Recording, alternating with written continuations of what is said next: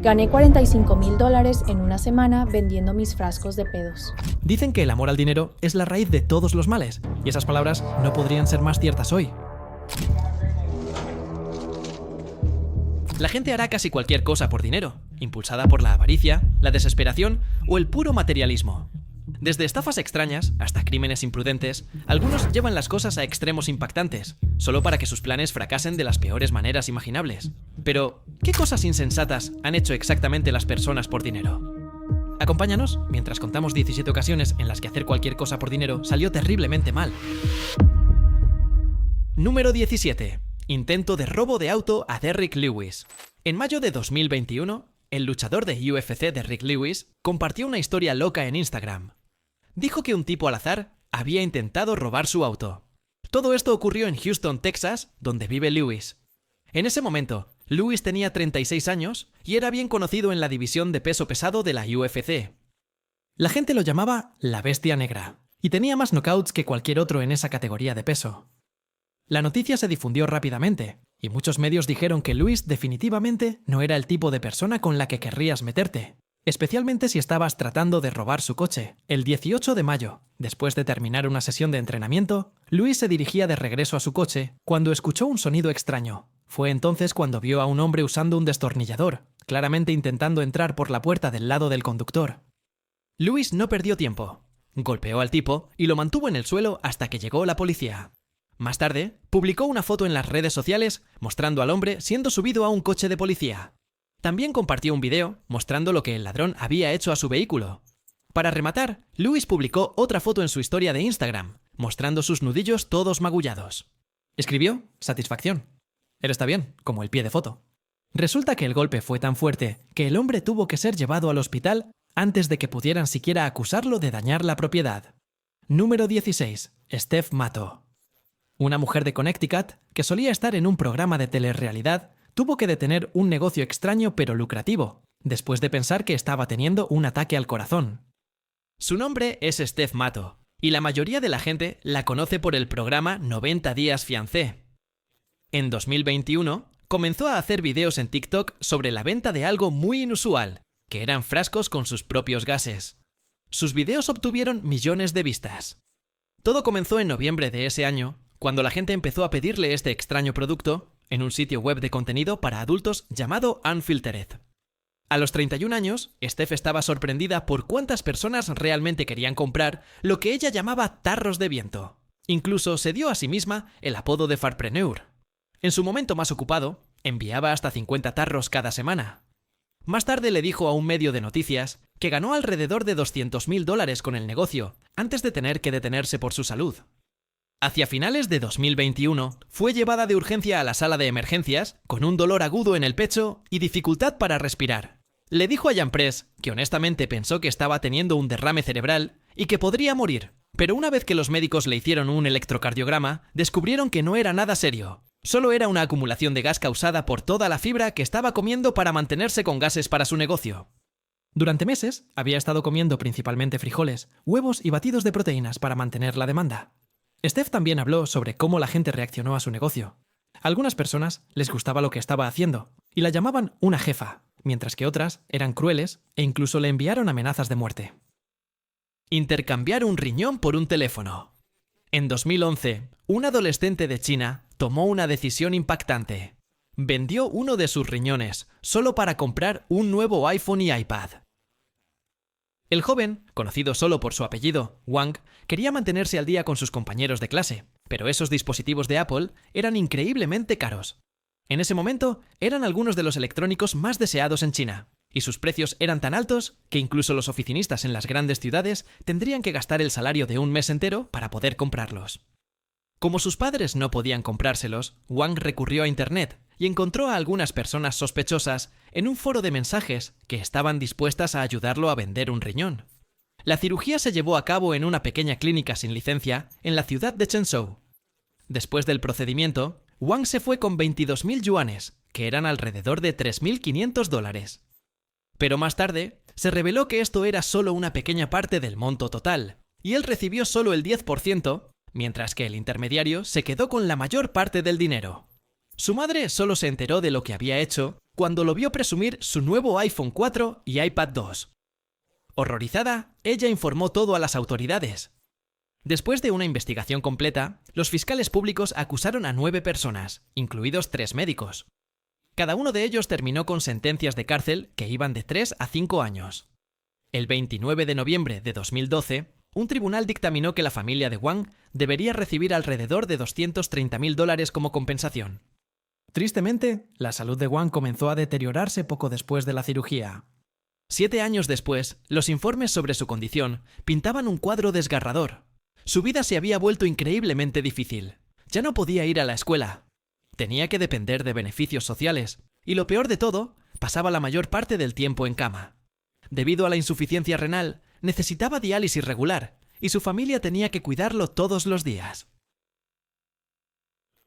Número 14. Roberto Fuentes Bernal.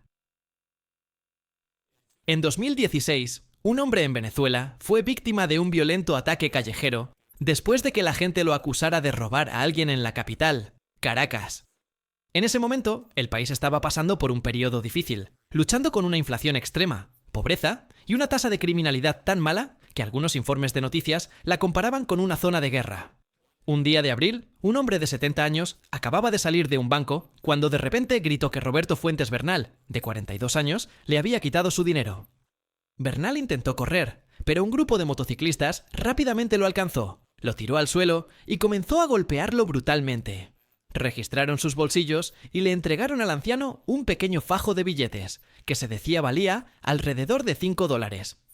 Mientras Bernal yacía sangrando en el pavimento, por un corte profundo en la parte posterior de su cabeza, uno de los atacantes tomó gasolina de una motocicleta y la vertió sobre él. Luego, frente a una multitud de espectadores, lo prendieron fuego. Un testigo describió más tarde haber escuchado su piel crepitar mientras las llamas se extendían, llenando el aire con el horrible olor de carne quemada. En lugar de ayudar, la multitud simplemente se quedó allí, filmando la escena horripilante con sus teléfonos. Bernal intentó desesperadamente apagar el fuego, luchando por levantarse, pero nadie intervino para salvarlo. Probablemente habría muerto allí mismo en la calle si no fuera por Alejandro Delgado, un pastor juvenil que también trabajaba como conductor de mototaxi.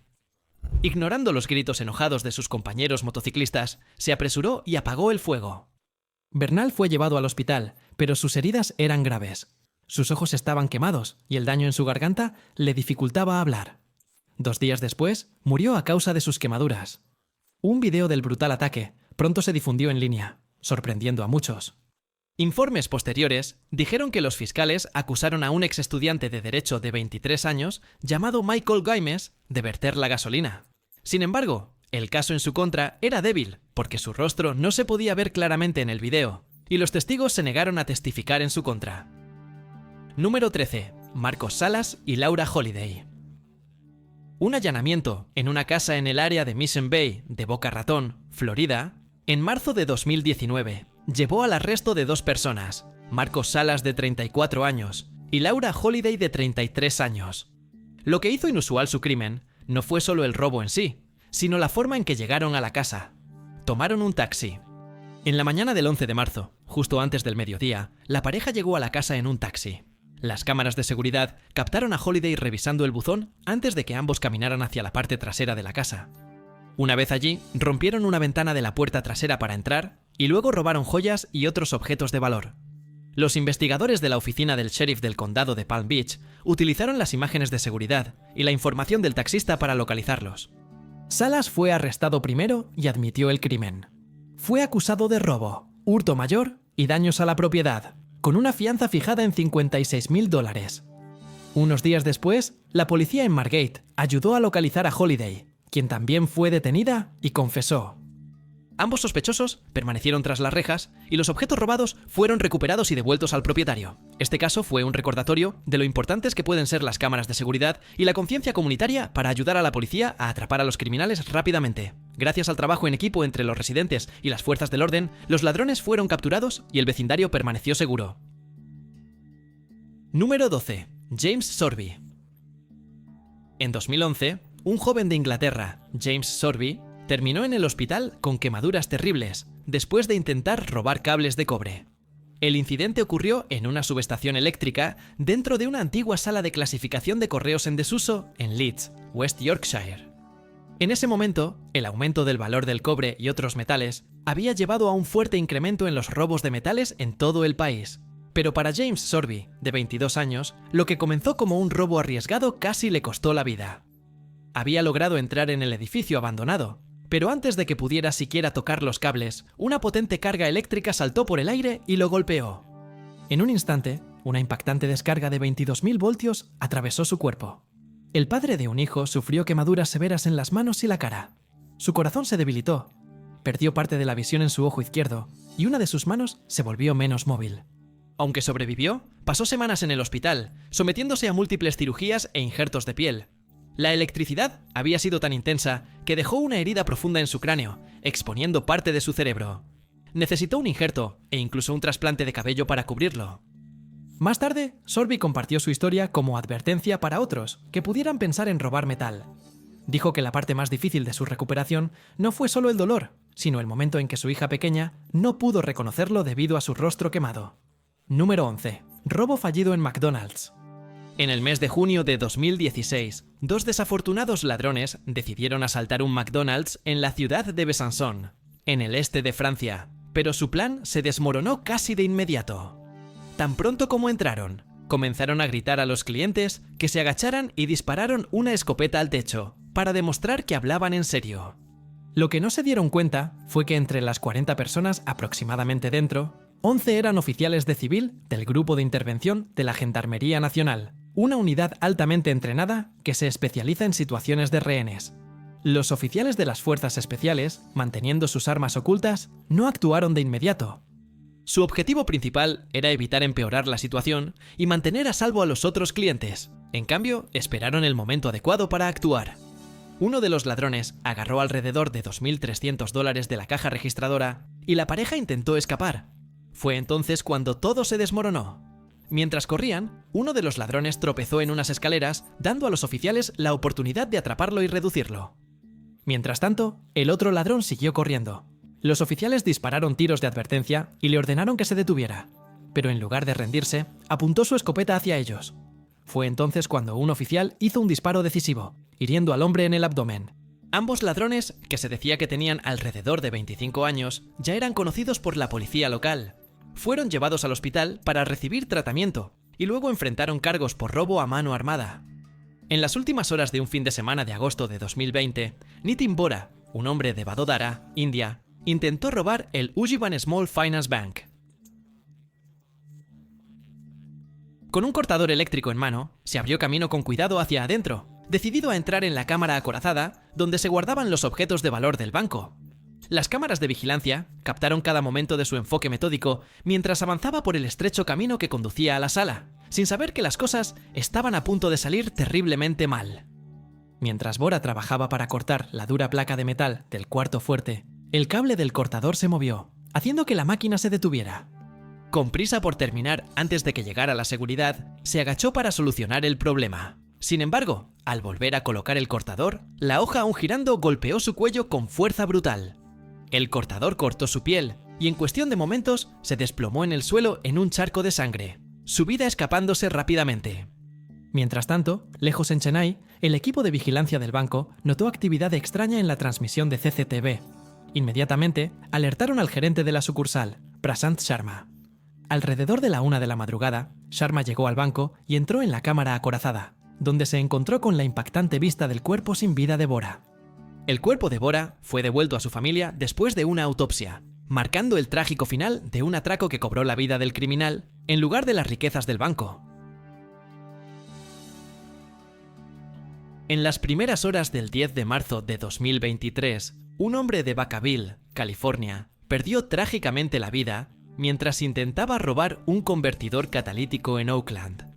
La policía recibió informes sobre un crimen en progreso y llegó para encontrar al hombre atrapado bajo un coche. El hombre de 35 años fue declarado muerto en el lugar. Las autoridades confirmaron más tarde que había estado intentando robar el convertidor catalítico de un Toyota Prius cuando las cosas salieron terriblemente mal. Creen que el gato que estaba usando para levantar el coche falló, causando que el vehículo cayera sobre él. Cerca se descubrió una mochila llena de herramientas de corte, lo que sugiere que estaba en el proceso del robo cuando ocurrió el accidente. Los robos de convertidores catalíticos se han disparado recientemente debido a los metales valiosos que contienen. Solo un mes antes, en Palmdale, California, una mujer accidentalmente atropelló y mató a un hombre que había estado intentando robar un convertidor catalítico de debajo de su SUV. Se había quedado dormida en su Ford Excursion mientras estaba estacionada en un lote comercial. Despertada por el sonido de una sierra debajo de su vehículo, la Oficina Nacional de Crímenes de Seguros informa que los robos de convertidores catalíticos han aumentado en más del 1200% en los últimos años. Número 8. Intruso en casa de Phoenix disparado por residente. La noche del viernes 24 de enero de 2025, ocurrió un tiroteo mortal en el oeste de Phoenix, cuando un propietario confrontó a alguien que creía estaba entrando a su casa. El incidente ocurrió cerca de la avenida 107 y la calle Indian School. Cuando llegaron las autoridades, encontraron a un hombre de 51 años con una herida de bala. Fue llevado de urgencia al hospital, pero lamentablemente no sobrevivió. El propietario de la casa fue retenido brevemente por la policía y admitió haber disparado, diciendo que el hombre había entrado en su hogar. Los habitantes locales quedaron conmocionados y un vecino, que prefirió permanecer anónimo, compartió su sorpresa diciendo: «No es algo de lo que suelas escuchar por aquí. Nunca he oído algo así. Definitivamente es inquietante». El caso aún está bajo investigación y las autoridades legales determinarán si el propietario actuó en defensa propia. Número 7. Contrabando de oro en una peluca. Un hombre llamado Nushad fue detenido en el aeropuerto internacional de Cochin en la ciudad de Kochi, Kerala, mientras intentaba contrabandear alrededor de 1.13 kilogramos de oro bajo su peluca el viernes, 4 de octubre de 2019. Quizás inspirado por un intento de contrabando similar en Barcelona a principios de ese año, Nushad, quien es del distrito de Malappuram en Kerala, fue detenido antes de poder abordar su vuelo a Sharjah. Para ocultar el oro, se afeitó la mayor parte del cabello para poder colocar cuidadosamente el oro debajo de su peluca. El oro estaba en forma de pasta envuelto en una cubierta negra, lo que le permitió evitar la detección por los detectores de metales. Podría haber escapado con ello, pero el equipo de aduanas en el aeropuerto internacional de Cochin había recibido un aviso sobre un posible contrabandista y estaban revisando a todos los pasajeros minuciosamente. Esto llevó a que lo atraparan justo antes de que pudiera escapar. El contrabando de oro en forma de pasta se ha convertido en un problema creciente para el Departamento de Aduanas de Kerala, y incidentes como este han estado ocurriendo con más frecuencia desde el año anterior. Aunque Cial admite haber atrapado contrabandistas escondiendo cosas en ropa interior u otras partes del cuerpo, esta fue la primera vez que encontraron oro escondido bajo una peluca. Así que, aunque la idea de Nushad podría haber parecido ingeniosa, ahora enfrenta una investigación y podría estar mirando tiempo en la cárcel. Número 6. Turistas fingieron secuestro. Un turista que perdió alrededor de $30.000 después de apostar en el Marina Bay Sands o MBS Casino en Singapur, ideó un plan descabellado para fingir su propio secuestro. Intentó engañar a su tía para que le enviara $5.700 adicionales, alegando que estaba en peligro. En una serie de mensajes de texto a su tía, que estaba en China en ese momento, Liu Changjian, un hombre de 33 años de China, exigió un rescate. Sin embargo, la tía no cayó en la trampa y no envió dinero. En su lugar, contactó al padre de Liu, que también estaba en China, y le contó sobre el supuesto secuestro. Su padre entonces contactó rápidamente a la policía en Singapur, y el 10 de marzo de 2024, las autoridades encontraron a Liu sano y salvo en el área de Marina Bay. Fue arrestado poco después. El 6 de mayo de 2024, Liu se declaró culpable de intento de estafa y fue sentenciado a 10 semanas de cárcel. Liu había llegado a Singapur el 1 de marzo de 2024 y había estado apostando en el casino casi todos los días, perdiendo alrededor de $30.000. El 7 de marzo, fingió ser alguien llamado Hermano Tigre y contactó a su tía a través de una cuenta secundaria de WeChat, exigiendo que transfiriera 30.000 yuanes antes del mediodía del día siguiente. Cuando ella no respondió, él le envió otro mensaje el 8 de marzo, diciendo que si no enviaba el dinero, estaría encerrado durante 2 meses. Al ver los mensajes extraños, la tía contactó a su padre, quien rápidamente alertó a la policía. Número 5. Robo de joyas que salió mal. El 26 de febrero de 2025, algo salvaje ocurrió en una tienda de Tiffany y compañía en Orlando, Florida. Un tipo llamado Jaytan Gilder, de 32 años, de Houston, Texas, entró actuando como si estuviera allí para comprar joyas para un jugador de baloncesto de los Orlando Magic. Se hizo llamar Sean, y el personal le creyó, llevándolo a la sala VIP. Allí le mostraron 2 pares de pendientes de diamantes y un anillo de diamantes, todo valorado en más de $1 millón. De repente, Gilder agarró las joyas e intentó huir. Uno de los empleados trató de detenerlo, pero se escapó con los pendientes, aunque dejó caer el anillo. Las cámaras de seguridad de la tienda captaron todo, y la policía pudo rastrear su coche. Lo alcanzaron horas después, mientras se dirigía hacia Texas, y lo detuvieron. Cuando lo arrestaron, notaron que estaba tragando algo, probablemente las joyas robadas. Después de su arresto, llevaron a Gilder al hospital para que los oficiales pudieran esperar a que las joyas pasaran por su sistema. Aproximadamente un mes después, el 10 de marzo de 2025, los detectives consiguieron 3 de los 4 pendientes, junto con otros 2 pendientes de diamantes que no habían sido identificados. El último pendiente apareció el 12 de marzo de 2025.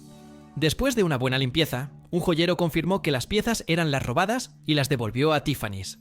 Ahora, Gilder está atrapado en la cárcel del condado de Orange, enfrentando cargos por robo con máscara y hurto mayor en primer grado.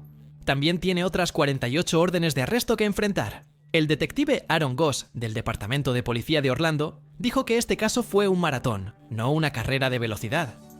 Toda la situación, desde el truco astuto hasta recuperar las joyas, muestra cuán audaz fue el crimen y cuán dedicados estaban los policías a atrapar al ladrón. Número 4. Estafa de GoFundMe. Caitlin McClure, que tenía 32 años en ese momento, de Burlington Township, Nueva Jersey, ha sido sentenciada a 3 años en prisión estatal por su papel en una campaña falsa de GoFundMe que recaudó más de $400.000. La estafa, que comenzó en noviembre de 2017, fue llevada a cabo con su entonces novio, Mark D'Amico, y giraba en torno a Johnny Bobbitt, de quien afirmaban que era un veterano sin hogar en Filadelfia. McClure y D'Amico contaron una historia sobre cómo Bobbitt le había dado a McClure sus últimos $20 cuando su coche se quedó sin gasolina. La historia fue emotiva y conmovió a miles de personas a donar. Establecieron una campaña con el objetivo de recaudar $10.000 para ayudar a Bobbitt a conseguir una casa, transporte y dinero para gastos de vida. Pero la respuesta fue enorme, y la campaña terminó recaudando $402.000, mucho más de lo que esperaban. En lugar de usar el dinero para Bobbitt, McClure y D'Amico lo gastaron en artículos de lujo, como un BMW, apuestas, bolsos de Louis Vuitton, vacaciones en Las Vegas e incluso un tour en helicóptero sobre el Gran Cañón. En 2018, Bobbitt presentó una demanda contra ellos, revelando que solo había recibido $75.000 de la campaña. Esto llevó a una investigación, y los 3 enfrentaron cargos criminales. McClure se declaró culpable, y ya está cumpliendo una sentencia federal de 1 año. También se le prohibió permanentemente trabajar en cualquier función de servicio público. D'Amico, quien también se declaró culpable, recibió una sentencia federal de 27 meses y 5 años en prisión estatal. Su sentencia mostró cuánto daño causaron a más de 14.000 personas que donaron.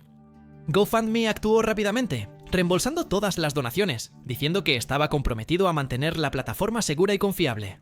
Los fiscales esperan que este caso detenga a otros de llevar a cabo estafas similares mientras se asegura de que las personas que quieren hacer el bien sigan siendo apoyadas. Bobbitt, quien también participó en la estafa, se declaró culpable en 2019. Tenía un historial de hacer afirmaciones falsas, incluyendo una similar en 2012. Por su papel, se le dio libertad condicional y se le ordenó devolver el dinero. También tiene que participar en un programa de tratamiento de adicciones, con una posible sentencia de 5 años de prisión si no cumple con el programa.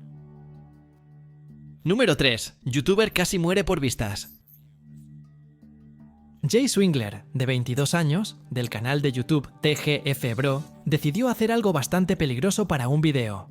Un miércoles se puso una bolsa de plástico sobre la cabeza, conectó un tubo para poder respirar y luego metió la cabeza en un microondas lleno de polifilla, que es un tipo de yeso.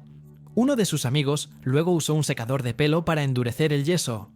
Después de unos 10 minutos de secado con el secador, el cemento se volvió casi sólido, según el video que el grupo publicó. Cuando Swingler se levantó, se dio cuenta de que su vía respiratoria estaba bloqueada. «Voy a morir», dijo en el video. Sus amigos intentaron romper el yeso y el microondas de su cabeza, pero al principio no tuvieron suerte. Lograron hacer un agujero para que pudiera respirar y luego pidieron ayuda. Según un comunicado del Servicio de Bomberos de West Midlands, 5 bomberos tardaron 1 hora en separar cuidadosamente el microondas y el yeso de su cabeza. En un video publicado al día siguiente, Swingler dijo: «Nunca he apreciado tanto la vida». El comandante de guardia Sean Dakin, el oficial a cargo del equipo de bomberos que ayudó, dijo en un comunicado: "Por más gracioso que suene, este joven podría haber sufrido asfixia o haber resultado gravemente herido". Número 2. Ganador de la lotería muere misteriosamente. La vida de Abraham Lee Shakespeare cambió drásticamente el 15 de noviembre de 2006, cuando ganó un premio mayor de $30 millones en la Lotería de Florida. Compró el boleto ganador en una tienda de conveniencia Town Star en Frostproof, Florida, mientras estaba de viaje con su compañero de trabajo, Michael Ford. Shakespeare dijo que le pagó a Ford $2 por los boletos, pero Ford luego exigió una parte del premio, alegando que Shakespeare le había robado. El tribunal falló a favor de Shakespeare, quien eligió recibir un pago único de $17 millones. De repente, con todo ese dinero, la vida de Shakespeare se volvió mucho más complicada. Se mudó a una comunidad cerrada y compró algunas cosas modestas, como una casa de $1 millón, un Nissan Altima e incluso un Rolex de una casa de empeño. Pero para el año 2010, su fortuna se había esfumado. Se lamentaba de todas las personas que constantemente le pedían dinero y decía que solo lo veían como una forma de hacerse ricos. Una de las personas que se aprovechó de él fue Doris D.D. Moore, quien obtuvo el control de sus finanzas a través de un acuerdo comercial. Moore tomó dinero para sus propias cosas caras, incluyendo un Hammer y un Corvette. En abril de 2009, Shakespeare desapareció. Su familia lo reportó como desaparecido en noviembre, y varios meses después, su cuerpo fue encontrado enterrado bajo una losa de concreto en una propiedad vinculada a Moore. Los investigadores descubrieron los esfuerzos detallados de Moore para encubrir el crimen, como hacerse pasar por Shakespeare en mensajes de texto y ofrecer sobornos para confundir a la policía. Incluso intentó encontrar a alguien para mover el cuerpo. En diciembre de 2012, Moore fue condenada por asesinato en primer grado y sentenciada a cadena perpetua sin posibilidad de libertad condicional. Número 1. Secuestro que salió terriblemente mal. En 2015, Antonio Salgado, Octavio Alejandre Jr. y Armando Delgado hicieron planes para secuestrar a un hombre que pensaban estaba involucrado en el tráfico de sustancias, pero las cosas salieron terriblemente mal cuando se dieron cuenta de que habían capturado a la persona equivocada. En lugar del hombre que pretendían secuestrar, secuestraron a su pariente. La víctima fue secuestrada a punta de pistola fuera de su casa, en los suburbios de Chicago, vendada y golpeada durante casi 2 días en un taller de carrocería en el barrio de Avondale. Los secuestradores luego contactaron a otro familiar de la víctima y exigieron narcóticos o dinero en efectivo. Lo que no sabían era que las autoridades federales ya habían interceptado varios de sus teléfonos durante una investigación no relacionada. Al día siguiente del secuestro, se grabó una llamada telefónica entre Salgado y Delgado, donde Delgado le dijo a Salgado: "Hay una pequeña situación. Es el tipo equivocado porque es su hermano al que estamos tratando de conseguir". Salgado respondió: "Deja ir al tipo, pero dale una buena paliza". La víctima fue finalmente liberada. Los 3 hombres finalmente se declararon culpables de un cargo federal de extorsión. El 3 de diciembre de 2024, la jueza del Distrito de los Estados Unidos, Andrea R. Wood, sentenció a Alejandre Jr., de 41 años, a 10 años y medio de prisión. El 26 de noviembre de 2024, la jueza Wood sentenció a Delgado, de 44 años, a 14 años y 7 meses de prisión. Salgado, de 42 años, también fue sentenciado a 10 años y medio de prisión un viernes. Durante el juicio, Salgado no se presentó en el tribunal y estuvo prófugo durante casi 8 meses hasta que fue localizado y arrestado. También enfrentó cargos por desacato al tribunal en un caso separado. Las sentencias fueron anunciadas por Morris Pascual, el fiscal federal interino para el Distrito Norte de Illinois, Douglas S. de Podesta, agente especial a cargo de la oficina de campo del FBI en Chicago, y Sheila Shea Lyons, agente especial a cargo de la división de campo de la DEA en Chicago. El Departamento de Policía de Berwyn, Illinois, y el Departamento de Policía de Chicago también brindaron asistencia valiosa. Los asistentes del fiscal de los Estados Unidos, Kartik K. Raman y Erika L. Chixila, enfatizan la gravedad del delito en la declaración de sentencia del gobierno. Quizás no haya nada más grave que agarrar a una persona de la calle a punta de pistola, usando fuerza e intimidación, y golpearla para detenerla, dijeron. El secuestro involucrado en este caso fue violento, incluyó armas de fuego y otras herramientas, y mantuvo a la víctima detenida por más de 24 horas. Gracias por vernos. Nos vemos en nuestro próximo video.